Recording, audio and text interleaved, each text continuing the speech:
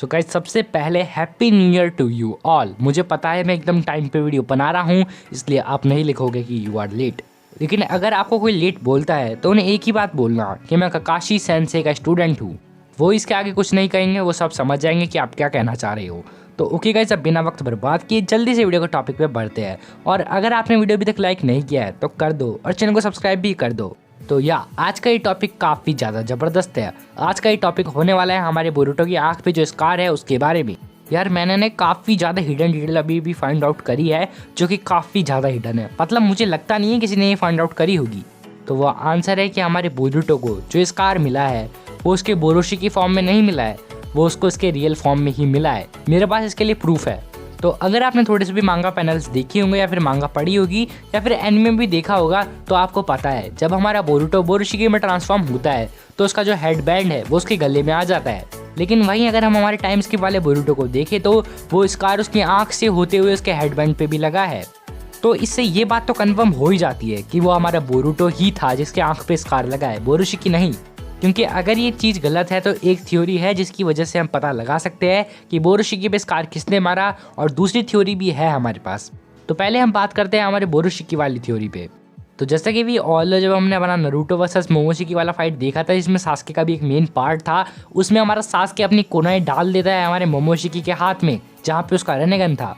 तो इसके बाद हमारे बोरोशिकी को भी तो बदला लेना था, वो शांत थोड़ी बैठने वाला था। तो इसलिए उसने हमारे सास्के की रेनेगन को भी कर दिया रेनेगॉन। लेकिन अब वहीं हम देखें जो हमारा सास्के उचिया है वो चाहता है कि उसकी बेटी उसका बदला ले। तो ऐसा मैं इसलिए कह रहा हूँ क्योंकि अगर आपको याद होगा हमारे चुन्नी एग्जाम वाला आर्क जिसमें हमारा सास्के सारदा को उसके रिजॉल्व ढूंढने को कहता है, और वो ये भी कहता है कि अगर बोरुटो नहीं होगा वो कोई और होगा तो क्या तुम उसे मार दोगे। उचिया सारदा थोड़ी देर के लिए सोचती है और उसके बाद वो कहती है कि हाँ मैं ऐसा कर सकती हूँ।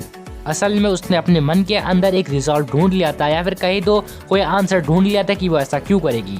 और फिर होता क्या है, जैसे कि हमारे सास्के का रेनेगॉन कर दिया था तो हमारे ब्याकुगन को भी ब्याकुगॉन कर दिया हमारी उचिया सारदा ने। ये थ्योरी एकदम बढ़िया एकदम मास्टरपीस है, लेकिन इसमें एक प्लॉट होल है और वो प्लॉट होल काफ़ी ज़्यादा बड़ा है। आपको याद होगा जब हमारा बोरुटो बोरोशिकी में ट्रांसफॉर्म हो जाता है तो उसका हेडबैंड उसके गले में आ जाता है, लेकिन हमारे बोरुटो के पास तो जो स्कार लगा है वो उसके हेडबैंड तक भी जा रहा है। तो इसका आंसर है कि भाई ये थ्योरी गलत है।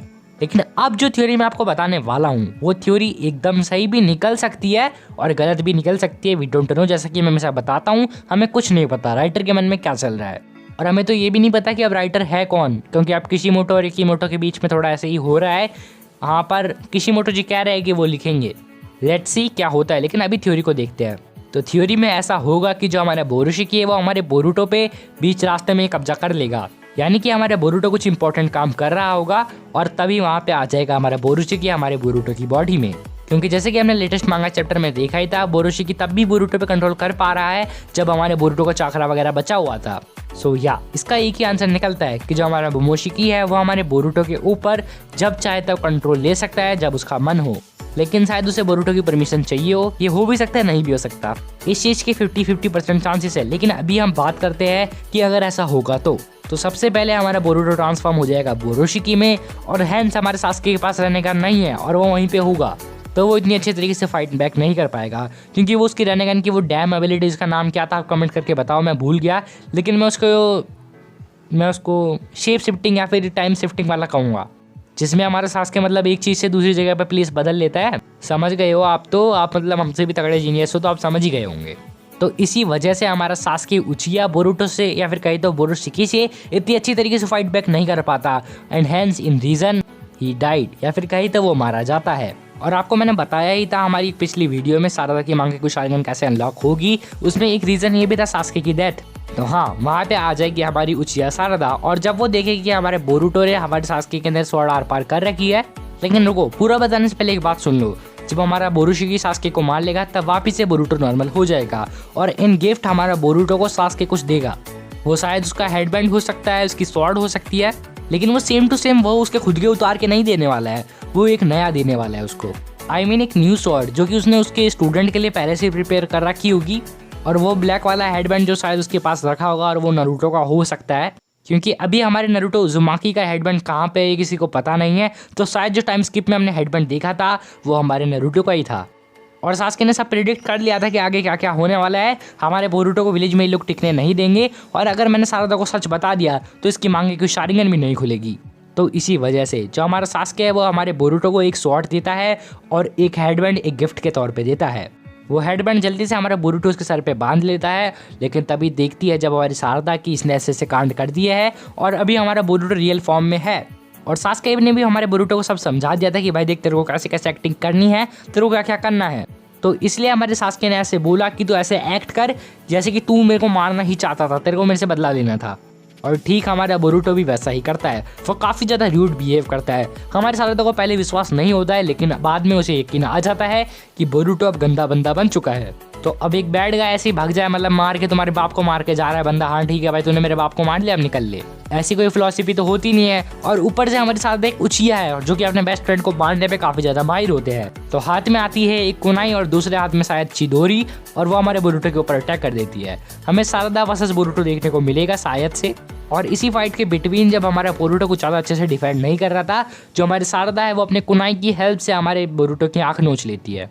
लेकिन जिस आई पे स्कार लगा हुआ है वहाँ पे है जोगान, और जोगान कोई छोटी मोटी चीज़ तो है नहीं भैया कि हाँ भाई तुम कैची लेके आए घुसेड़ दिया खत्म।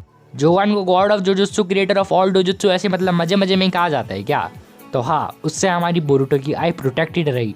और इसके बाद क्या क्या राम कहानी चली है तो आपको पता ही है, हमारे बोरुटो विलेज छोड़ के चले गए।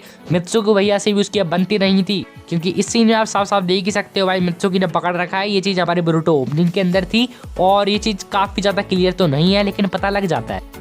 तो इससे हमें पता लगता है कि जो हमारा बोरुटो है वो अंदर से कितना टूट चुका होगा, लेकिन उसके मास्टर है सास्के उचिहा, तो वो उसके मास्टर के जैसे बन चुका है। यूजर में जब टाइम स्किप आएगा तो वो उसके मास्टर जैसा बन चुका है। और वहीं अगर हम बात करें कावाकी की, तो जो हमारा कावाकी है उसने हमारे नारुतो को अडेप्ट कर लिया है। तो बोरुटो फ्यूचर में काफ़ी ज़्यादा तगड़ा एनीमे बनने वाला है, अगर इनका जो स्टूडियो है ये फिलर्स काफ़ी कम कर दे तो। लेकिन अब ऐसा होने वाला नहीं है, क्योंकि भाई अब पूरे साल फिलर्स चलेंगे, ये मैं हर वीडियो में बोलूँगा, क्योंकि भाई मेरा बहुत दिमाग ख़राब हो रखा है, नए साल को भी दिमाग ख़राब कर दिया। तो हाँ, happy new year to you all. और कमेंट करके बताना कि आज के दिन की क्या प्लानिंग है। शायद ये वीडियो मैं आज ना डाल पाऊँ क्योंकि यार कुछ प्रॉब्लम्स चल रहे हैं, खैर उनके बारे में मैं यहाँ पे नहीं रोने वाला। तो okay guys, that's all for today.